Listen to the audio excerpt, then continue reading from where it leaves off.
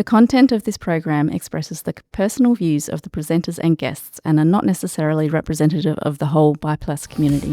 Double the colors, double the thrill. I'm painting outside the lines, it will. Bi's the word, let the anthem play. Every heart beats its own way.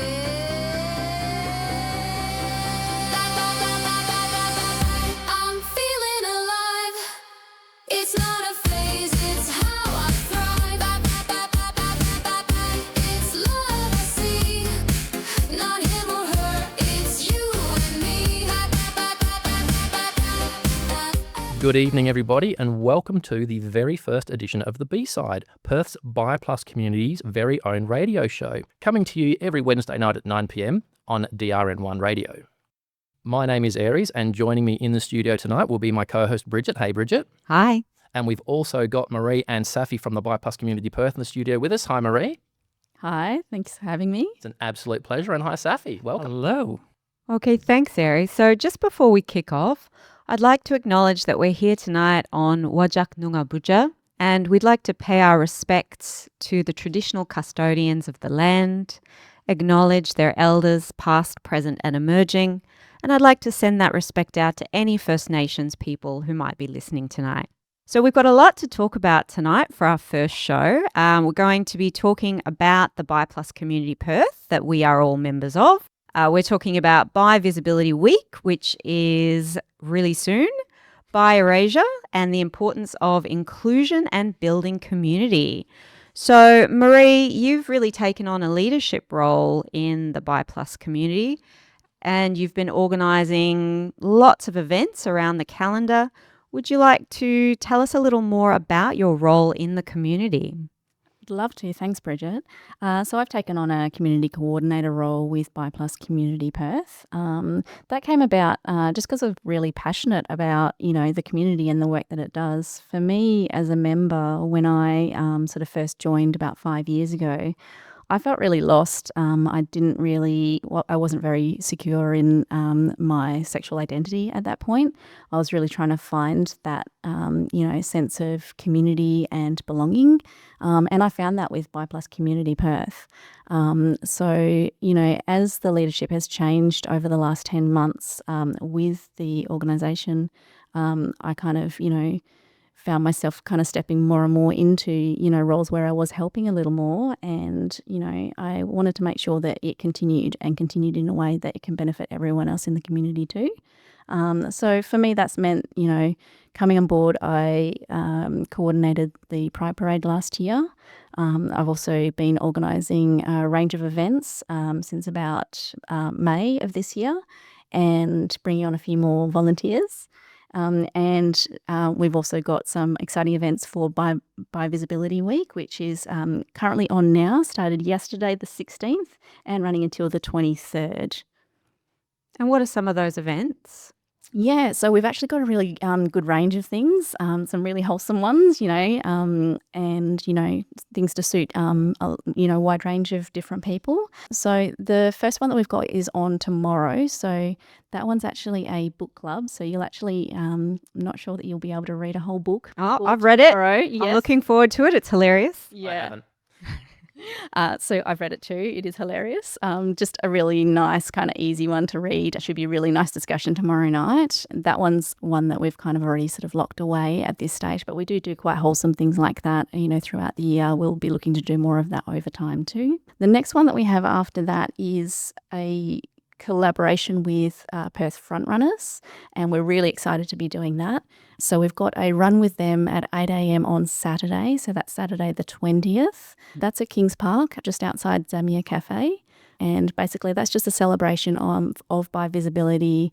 Everyone's welcome to come along to that one and come along to celebrate, both, our own identity as Bi+ people, but also solidarity for the Bi+ community by wearing pink, purple and blue. So that'll be really fun. Nice. Looking forward to 8 o'clock is a bit early, but hopefully we'll get a good turnout for that one as well. I think you can do it, Bridget. I think, well, maybe. I must say one of the things that I've always really appreciated about the community as someone relatively recent to the community is the ability to dip in and out, the fact that there is such a range of events. You can be involved as much or as little as you feel comfortable with. And it's very comforting to know that everybody is there for the same purpose. Everybody is there to connect, and you can really be involved in a way that really suits your comfort level. Yeah, well, community is really important, right? And, particularly for people that sort of exist, I guess, on the fringes of anything in life. So it is really important that we have safe spaces to go and be. And, Safi, maybe you want to tell us a little bit about your involvement in the Bi Plus community, how long you've been a member and what your involvement is at a sort of more administrative level, I guess. Well, I got involved with the community about 7 years ago and have been involved in it in a few different ways. Originally a lurker. But as the community grew, I recognized a need for additional moderation, additional administration, and I offered to help out with that. And I started as a moderator about 3 years ago for the community. And then a little bit after that, for last year, I've been acting as an administrator for the community as well. And during that time, the community's grown from about 1,300 members to over close to 2,500 now. So we've expanded our moderation team. We've expanded our administrative team as well. Hello, Emma. Hello, Rel. And hello, Claire. Claire and Jessie. Claire and Jessie, yeah. So you've got 4 new moderators. Oh, that's We've great. got We've just had two come on. two moderators, and Rel and Emma have taken on administration roles as well. It's really incredible how much the community has grown. And there's also so many people involved in a helper role, and people can really, as I say, do what they feel comfortable with. Some people love event organizing. Some people love being or maybe not love, but some people are in an administrative role.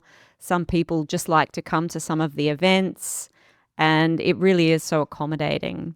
So, Marie, what is your ultimate vision for the community, and what's your idea of community in general? Why is it so important?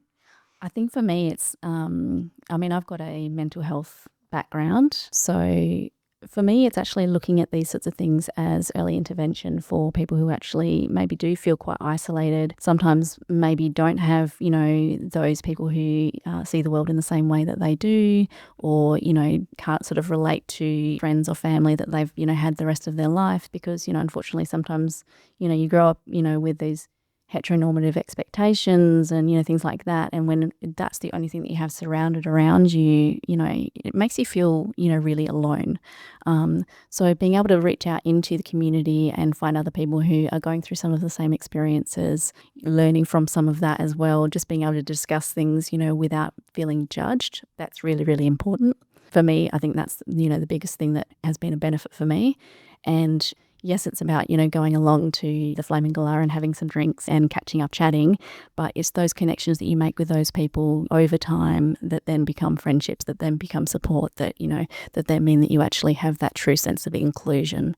So that's what it's about for me. And have you found similar for yourself, Bridget? Because I know you were saying you've sort of been with the community just for a short while now, but how's that experience been for you? Yeah, it's an interesting one, actually, Ares. I was thinking about it when I was thinking about the show tonight, and I think over the last few years, I've really become much more aware of the importance of community.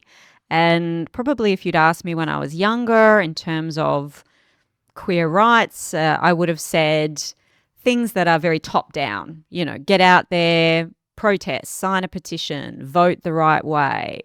And I still think all of that is important, but I've been thinking more and more in the last few years about, bottom up community and about creating spaces, connecting on a one-on-one level, starting local, and the importance of that. And it's something that I think is perhaps particularly important right now. We're living in perhaps quite uncertain times. There's a lot of hate out there. There always is, but there's particularly a lot of quite visible hate out there right now. So I think it's more than ever important for us to make that community, to make people feel like they have a home and to be visible. You've got The bigots are out there being visible. The hate is out there being visible. We need to be out there being visible ourselves. Yeah, right. We have to have an equally as loud, if not louder voice than them. Yeah, and it's not loud as in yelling. It's loud as As in, invisible. living our lives loudly and proudly. Yeah. And I think for me, like being a member of this community has just given me a sense of belonging, like it's nice to know that I'm not alone in the world. I think I've become quite insular over the years because I did feel outcast. I didn't feel like I sort of had a community. I had a home. And I don't know, even with groups like this, I tended to shy away from them. But now that I've gotten more involved, it's only since being involved that I've really come to understand how important that actually is, because it has made such a big difference to me with my level of comfortability in my own being and my own sexuality and my own life, Well, just a note on that as well. You mentioned about how insular things have become. And in Perth, whenever I first arrived here from Ireland, I find it to be a very insular society. It's very difficult to make inroads into it. And for me, the Bi community provided that sense of community when it just wasn't present in any other way. Not only that, but through the Bi community, I was able to make connections to my own identity as well. And that enabled me to reach out to other people within the community and build friendships and build relationships and build connections to that community, which is one of the reasons why I took up an administrator role and actually shared a leadership position with Marie in that community too. And I think the intersectionality is so important, and it's such a feature. We don't all necessarily identify in the same way, but I think we all have that connection. And what I've really noticed is the openness of everybody to each other and each other's unique intersection of identities. Would you say that, Safi? Definitely. Intersectionality is just the heart of the Bi community because we have reach into other aspects across other branches of it. We have relationships that are gay presenting. We have relationships that are lesbian presenting. We have relationships with transgender people, intersex people, and we're home to many of them as well because the finding community for them is very difficult. Because erasure isn't just simply a problem that's faced by bi people, it's faced by transgender people, it's faced by the asexual people, it's faced by agender people as well. Absolutely. And speaking of bi erasure obviously is a major problem for bi plus people. And so that's experienced in a lot of different ways. We're often told that we don't exist. We're often told that we're just in the middle of straight and gay, or maybe it's a phase or something like that. I know personally, I never had any question about myself, but I did feel that sometimes I wasn't sure about how much I belonged in queer spaces while being very clear that I wasn't straight. Juicy topic, and we'll pick that up right after the break. TRN1, supporting local artists from day one. I'm feeling alive. It's not a phase, it's how I thrive. It's love I see. Welcome back to the B-side. We are talking all things bi, and we were talking just before the break about bi erasure. Now, for those of you who don't particularly know what bi erasure is or means, bi erasure is the widespread process of dismissing, denying, or delegitimizing bisexuality and people who identify as bisexual. It can occur when bisexuality is seen as a phase, by assuming someone is heterosexual or gay based on their partner's gender, or by presenting negative stereotypes of bisexual people. Bi erasure leads to invisibility, isolation, and stigma for bisexual individuals, and can negatively impact mental health. Now, Bridge, have you had any experience with this yourself, or Marie? Oh, definitely, I'd say. And actually, it's interesting. I was doing a little reading before the show, and there was some research done. Now, this was in the US, but I would assume it's similar in Australia, where they found that only 19% of bi people in the US were out, as compared to about 78% of people who identified as gay or lesbian. I thought that's really interesting. And I think it also goes together with the fact that apparently also 9 in 10 bi-identifying people are in straight presenting relationships. You know, as someone who myself, I'm in a very, very long-term straight presenting relationship and very happy in that relationship. My partner is very aware of who I am and is an ally. But you do feel almost, I guess, kind of sucked into that compulsory heterosexuality. And there's that constant question in the back of your mind of, do I just constantly fight to say who I am? And, you know, because you do feel that there's just that assumption, and maybe go with the flow, make it easier, because you get so many reactions to being bi, and it's a lot better than it used to be. I came out in the 90s.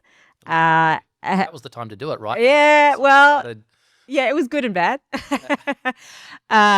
But, you know, now there is a lot more acceptance. There's a lot more visibility, but still not as much as you might think. And, you know, I was looking at bi Australian celebrities, and, you know, it's still a pretty thin bunch. Yeah. You know, obviously you've got Mitch Brown, who I'm sure we'll talk about more, but, you know, you've got a couple of politicians here, you've got a couple of actors there, but not a lot of visibility compared to people that identify as gay or lesbian. And I think it's still just that sense of, you know, being neither this or that, you know, and just considered to be kind of nothing, that we either are on our way to being, you know, it's a stop off to being properly queer, or that we are in fact just straight, you know, maybe experimenting, or, you know, and people think if you're in a relationship, well, if you're in a straight presenting relationship, how are you still bi? Yeah. I have to tell people all the time, no, still bi, still bi, still bi, you know, it's Wednesday, still bi, Thursday, still bi. Marie, I think you've maybe had some similar experiences. I absolutely have. So yeah, I'm currently in only in a single relationship at the moment, despite being polyamorous. But that relationship is with a man, Ares, in fact. So it does mean that, you know, out to the outward world. When were you going to tell me? Oh, sorry, babe. So to the outward world, you know, it does look like we are straight presenting. You know, we walk down the street hand in hand, and no one would generally look at us and sort of go, oh, those two are definitely bisexual, apart from the fact that we're probably wearing, you know, the bisexual pin and the bisexual top and, you know, those kind of things. But, you know, sometimes we feel like we need to actually kind of show those things to somehow, you know, be more visible, because we don't have the same sex, you know, partner with us next to us to kind of, you know, show that we are part of To the prove to club. the world that we are actually bi. Yeah. And, you know, when I have been in a same-sex relationship before, still being bi, but, you know, when I have been dating a woman, you know, in some ways that was much easier. I could kind of just relax into the fact that, you know, there was proof that I was part of the club, that, you know, I am queer enough. The fact that I'm now dating a man doesn't make me any less queer. I'm exactly as queer as I always have been, but to the outward world, it doesn't necessarily look that way. It does mean that you maybe need to go to a little bit more trouble to actually kind of remind people in your family, in your friendship group, you know, all of those kind of things, that yes, I am still bi. You know, as you say, Bridget, it's Wednesday, still bi. Tomorrow, still bi. Friday, I'll still be bi. It's almost like you feel like you have to walk down the street with like a male and a female partner at all times so that people know that you're part of the club, right? But then for Bridget, you're monogamous, right? So that am. doesn't quite work, does it? I don't think your husband will be very happy. Well, I mean, maybe I could raise it with him after the show. But yes, I mean, he is straight. And I think that's different as well, because, of course, you have the case where you're both bi plus and you're both in the community. So, yeah, my partner is very much an ally, but, you know, very, very straight. Or so he keeps telling me. Yeah, I think that also feeds into it. And yeah, there is a question of your legitimacy.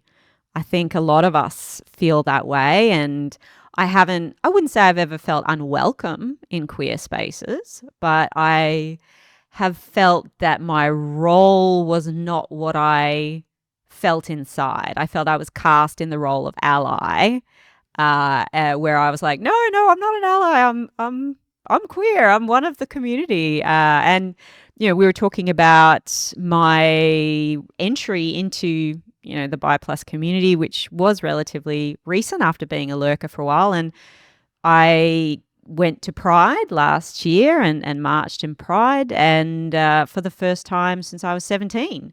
And all those years I'd attended every year, but I'd attended as a watcher, and I guess didn't necessarily feel that as I was living in a straight presenting relationship, I had the right to be on that other side, to be one of the marchers.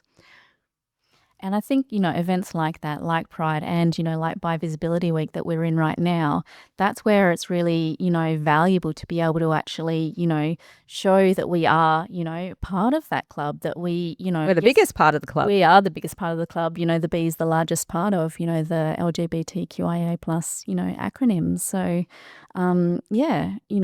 it's a really good opportunity for people to, be able to actually kind of, feel that security in who they are by being around other people who are, the same as them, I think. There are two elements to this as well. There's the internalized phobia. Am I gay enough? Am I bi enough? Am I presenting enough? And then there's the external phobia that's projected onto us from other sources as well. And being bi means that we're not quite part of one community, and we're never perceived as being quite part of yet another community, and we're trapped between the pair of them. And both of them are trying to erase us and try to erase our identities, which is a consistent and constant problem that we have to deal with. The erasure, it's multifactorial. It isn't just simply, are you confused? It isn't just simply that it's not enough. It's also reflected in policy. It's reflected in advocacy as well, where our voices are generally not heard. And that's what shows like this will help us with. I totally agree with you, Safi. I think, when you look at the services that are actually provided to the queer community, often, bisexual and bi plus people do tend to be a little bit forgotten in that area. It's almost like, oh, well, they're just straight enough that they can kind of use those services. But, can we? Sometimes some of the things that we need to deal with, some of the things that we need to talk about, when it comes to sexual health, and especially when you start looking at intersectionality, where you've got other aspects that you're dealing with as well. We do need to actually have a little bit more where we, can feel included in, those queer spaces. But, also, I think all services need to cater a little bit better to the LGBT community generally as well. We just need to make sure that we're not forgotten within that. And recognising that bi plus people have some of the worst sexual health outcomes sometimes, and some of the worst mental health outcomes. It's interesting, over the course of my lifetime, I've gone from, sort of born in the 70s, raised in the 80s and 90s, and having my sort of first, bi inklings, experiences, and being really concerned that I was gay because, being gay was a bad thing, right? And I didn't know that bi even existed back then. So being really concerned that, people were going to think that I was gay. And now in my sort of 40s and 50s, I'm worried about not being queer enough. It's like literally flipped on its head. Yeah, totally agree. Yeah. All right. And we'll be back after the break with some more bi talk on the B-side.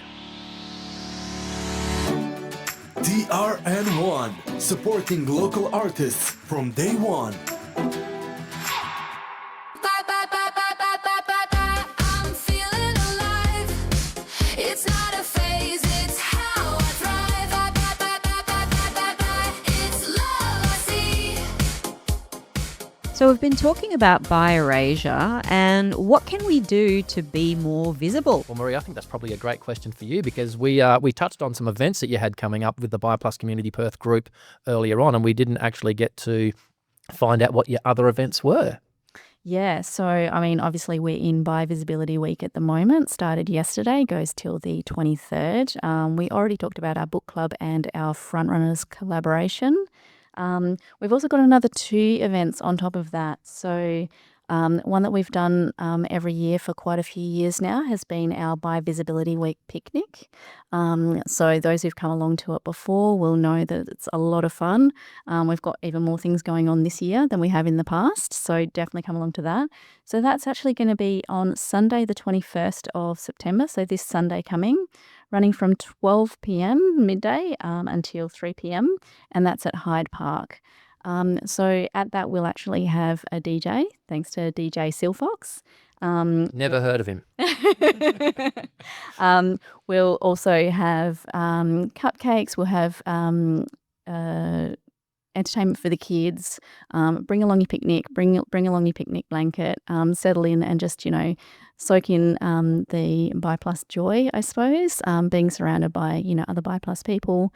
We'll have lots and lots of pink, purple, and blue flags set up at the stage area at Hyde Park, so you definitely won't miss us. And that's for the Bi community and allies, you said? Yeah, so that's for anyone who is multigender attracted. So there's lots of different things that could mean. That can be everything from homoflexible, heteroflexible, everything in between, whether you've got a label, whether you don't. So all genders are welcome. And also allies, very, very family friendly as well. So bring along your crew, bring along your family, all those people who've been supporting you in your journey. Your dogs, most importantly. Definitely bring along your dogs. We definitely want to see the dogs. That's the whole reason we do it, right? Is to pat the dogs. It's definitely that's my reason. So we're definitely looking forward to that. That'll be a lot of fun. It's a great one, nice and wholesome, and one that everyone just gets a nice chance to, meet, mingle, chat, eat some food in the sunshine. We hope it's going to be sunshiny. And so for those of you that don't know, my DJing alias is DJ Silfox, so I will actually be playing some tunes at the Bi Plus picnic at Hyde Park. And you said there'll be cupcakes as well. I mean, forget the dogs, forget the DJs, cupcakes. Just come for the cupcake. Yeah, right? Crazy. Now we also have another event on top of that that's new for this year. So that's actually our Bi Visibility Day drinks, which is a collaboration with Bar Love. So Bar Love is on Brisbane Street in Northbridge. Absolutely wonderful bar, very open and accepting crew. One of the owners is actually bisexual himself. So we actually they've come on board to actually support us in this. They'll have a special themed drink on for the day as well. I'm excited about this one. I know. Bi Plus cocktail. Bi Plus cocktail, and part proceeds of that cocktail sale will actually go back to Bi Plus Community Perth as well. So that'll actually help us to keep putting on the events that we have been, all throughout the year. So yes, it's about coming along and, meeting people, mingling, finding a place to actually show that Bi Plus joy as well, because it's rare to actually find those places that you can express yourself fully. And again, open to everyone. This one is actually a licensed venue, so the only caveat to that is that it is 18 plus. But again, allies are welcome. Bring your crew, bring your friends. You don't have to be Bi Plus in order to come along, but it is a celebration of Bi visibility as part of that. So we're really, really looking forward to that. That one's on Tuesday, the 23rd of September from 4:30 p.m. until they close at around 10 p.m. And we absolutely love Bar Love. It's one of mine and Marie's favourite little places to go and have a mocktail or a cocktail on Brisbane Street there in Northbridge. Like, the staff are just so queer friendly. It's such a quirky venue. They're always so welcoming and so friendly. Like, even if it's not for this event, Late is a fantastic place to go and check out because, they just make you feel so welcome. Absolutely. And, that's what we wanted to do is, keep it within the community. It is Bi Plus owned, but, it's actually truly walking the walk in terms of actually being accepting as well. And that's, important for this event, but definitely important for all of the events that we put on as well. We're really careful with where we select for our events, that they do feel safe and inclusive. It's not just an afterthought that, they, will be accepting of, our sexuality and, gender expression, but also that they'll actually, embrace us. It's not just, look the other way and it'd be okay. It's, that they actually kind of make us feel really welcome for who we are. Yeah. And I think safety and security is such an important point. One of the things that is so notable about the community is the sense of safety, partly because of the moderation, partly because you can feel that you can go to those events and that nothing's going to happen that does threaten your safety or security, and because everyone's welcome. Everyone's welcome regardless of their identity. And I think it's quite unique in a lot of ways. I haven't necessarily experienced quite the same. I haven't been in other queer organizations, but I do feel maybe, that the Bi Plus community is a little special. I think, having put on a number of events now, over, the course of the year, and, seeing people come along for the first time at, to a lot of these events, they turn up kind of, feeling really nervous about, being there, not sure whether it's their space for them. And once they get there, they make so many friends and they come back and again and again and again to all of the other events because, it is welcoming to everyone. We go above and beyond to make sure that, people get to know, other people. It's never walking into a room where like you're on your own. You will have people to talk to as soon as you walk in. So, yeah, we do work really hard to make sure everyone feels included. It's been really beautiful, actually, Marie, sort of bearing witness to that process too, because I've obviously, being your partner and being quite close to all of this, I've been to pretty much all of the events that you've put on over the last 10 months. And watching people come into those spaces like really timid, really scared, really unsure, and then seeing them soften into the space because there is just this incredible safety within the community, and watching them, make friends. And I've experienced it myself too. Like I said, I've known that I've been bi for a long time, but I've really stayed on the fringes. I guess I've been closeted for a really long time. And having this community for myself to sort of drop into and to feel safe in and to make friends has been really, really important for me as well. Yeah, it's beautiful when people come and say, I've just come out, I've just joined the queer community, tell their stories.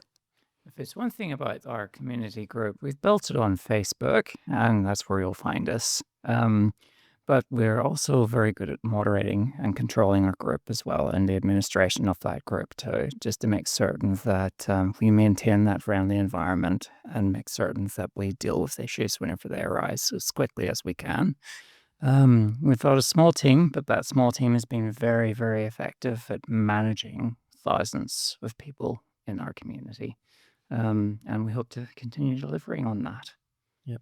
I think that's really important too, because a lot of people, I think, when they hear bisexuality, and it's probably the same for polyamory as well, they immediately think of, maybe it's a place where they can go to hook up or pick up, like they sexualize it. And I guess it probably doesn't help that the word bisexual has the word sexual in it. So that moderation is actually really, really important to make sure that it doesn't ever feel icky or predatory, wouldn't you say? Yep. We're very careful to make our first community rule is our group is not a pickup. It doesn't exist for hookups. It exists for our community, basically, because for the most part, where we find ourselves in many other communities, we get inundated, bombarded with requests. Anyway, we wanted to create a space for ourselves where we could be ourselves without having to endure that kind of pressure, and that's what we did. Yeah. And that's been incredibly effective, I think. We would all agree that you don't feel that at all. There's none of that, as you said, Ares, that icky side to it. Yeah.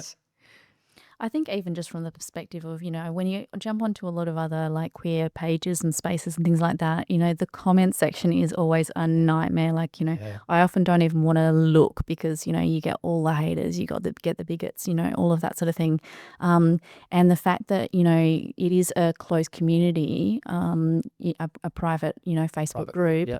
means that, we do have safety away from all of those attitudes that are potentially harmful, but it's also safe for those people who may not be out yet too. So, it means that you can find that community without necessarily actually outing yourself to your family, your friends, that kind of thing, until you feel, that you're ready to. Everyone can do this in their own time. So almost like a try before you buy, right? You can just come along and sort of introduce yourself to the community, get a feel for it, work out, who you are, where you sit, how you feel about it. And I think that's one of the things too, because again, I've overheard conversations that happen within the group. Like, people will ask other members of the group, like, how did you come out to your family? When did you come out? All that sort of stuff. And I have seen some people, have really, I guess, life-changing conversations just at the events, like within the confines of the group already. We'll be back after a short break. DRN1, supporting local artists from day one. I'm feeling alive. It's not a phase, it's how I thrive. It's love I see. Welcome back to the B-Side, Perth's Bi Plus radio show on DRN1 Radio. We are talking things all Bi Plus visibility this week. And I guess one of the things that we haven't touched on so far, we've talked a lot about why visibility is important and why community and inclusion and stuff is important, but we haven't really talked about what some of the disadvantages might be with being visible in the community. One such thing that I can think of is, dating apps. People perceive us very, very differently on dating apps. Marie, I'm sure you've got some experience with that. Bridget, you're probably not. Not much, not for the last 23 years. I know myself, as a bisexual man, it's interesting actually. I on the dating apps, I tend to get most of my matches from straight males. I'm not quite sure what that's all about. Are they really straight? That's my question. I wonder if there's a really high percentage of guys who are too afraid to state their sexuality on their dating profiles, and so they hit up, because I'm getting like 5 likes a day from straight men on the dating apps, and I'm getting almost nothing. I'm probably getting like, once a month from a bisexual guy and probably once every 6 months from a woman. So like the vast majority of the likes that I'm getting are from straight men. And some of the opening messages are interesting, to say the least. Interestingly enough, there is actually a category of men who have sex with men, and they don't identify as gay, they don't identify as bisexual, but they just identify exactly as that. Straight, but they will occasionally have sex with men. So I wonder if that's because I know for myself there came a point in my, I guess, evolution where I knew that I'd been sexually attracted to men for a very long time, but I'd never considered that romantic attraction was possible for me. But then I had male friends that I truly loved, I didn't want to date them or even sleep with them, but I loved them. And then something in my head kind of clicked one day, and I went, well, why can't those two things come together? Like, I can love and I can be attracted to, so why can't it be both? But I think a lot of people, the men that you're talking about perhaps, are more thinking that bisexuality means that you have to date someone rather than just have a sexual encounter with someone for it to be real. It's the adoption of an identity, basically. I think that just sets either limits or expectations or perceptions on them as well. Yep. So are there any instances that you guys can think of where, it's a disadvantage being visible? Sure. I think that I live probably in a little liberal progressive bubble a lot of the time. And to be honest, I'm often quite taken aback when I actually see or hear or experience homophobia. I forget that it's still very much out there in Australian society. But I think you definitely can feel insecure, vulnerable when you're being your authentic self, revealing that you are bi in a social setting, particularly in a workplace setting. And let's be real, there is the possibility for discrimination. People can have very real negative outcomes from being out there and revealing themselves. And in some places, even their safety can be threatened. I've been lucky enough that I've never really experienced that myself, but it is a very real problem. And I think we do have to remember when we're encouraging people to, be out there and be visible, people should only do it to the extent that they feel comfortable. Nobody should ever feel under any pressure to come out or to be representative. Yeah, so your first move wouldn't be going out and painting your car in the colours of the Bi flag or something, Oh, it might be.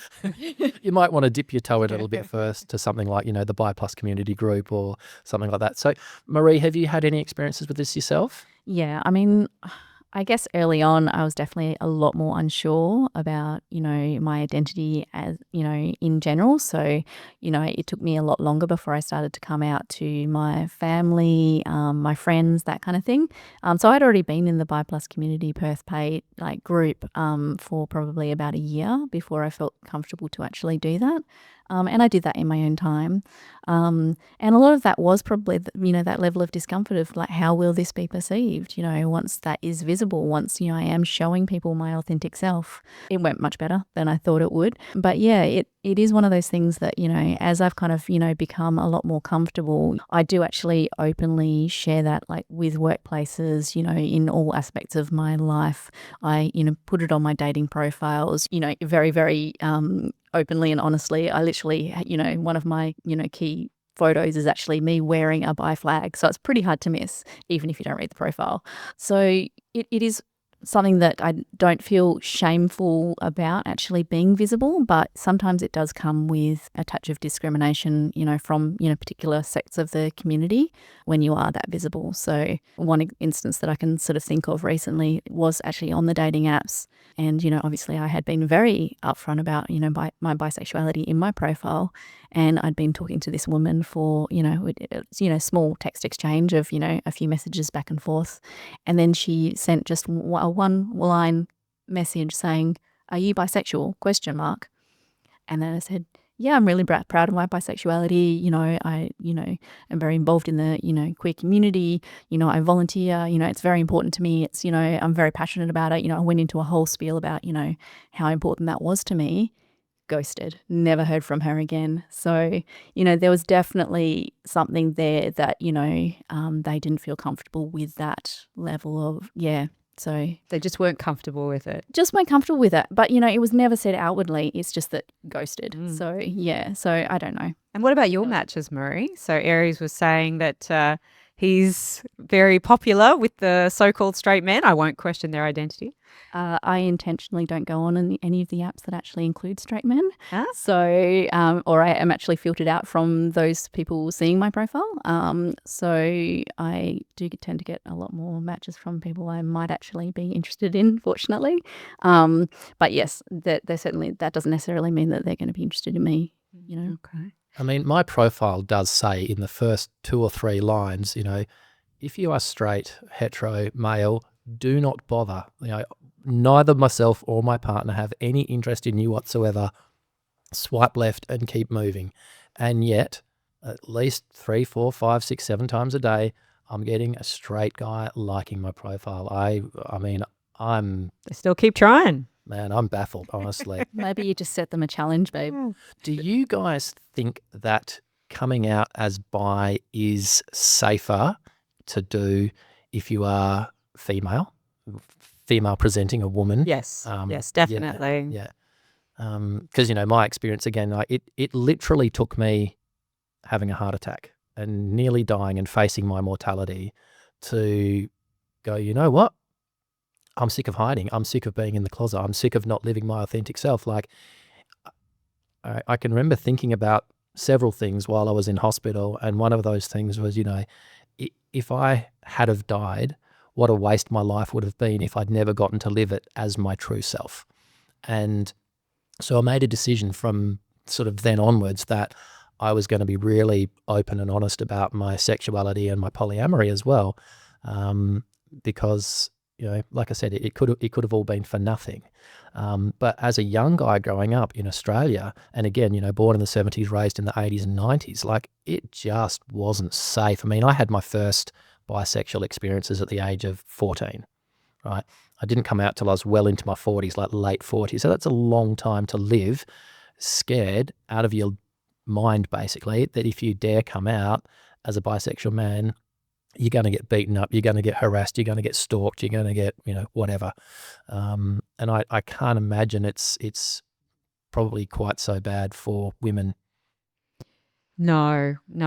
It can be, I think, depending on perhaps where you are and, but here, certainly in my experience, none of that. And I think that's obviously lucky.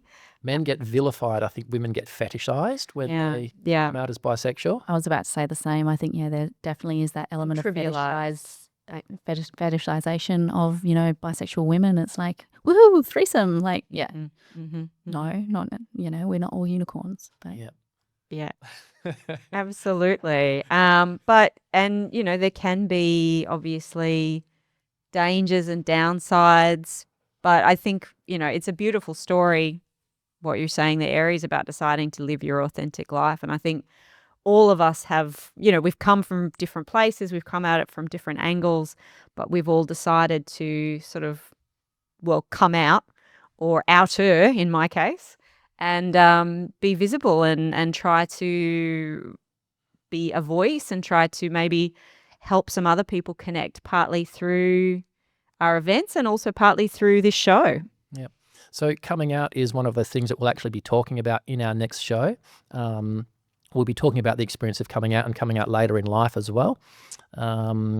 Before we wrap up though, Marie, did you just want to give us a run through of the events you've got coming up again? Love to, Aries. Thank you. So just a reminder, we've got our Perth Frontrunners collaboration morning walk, run, crap jog, roll.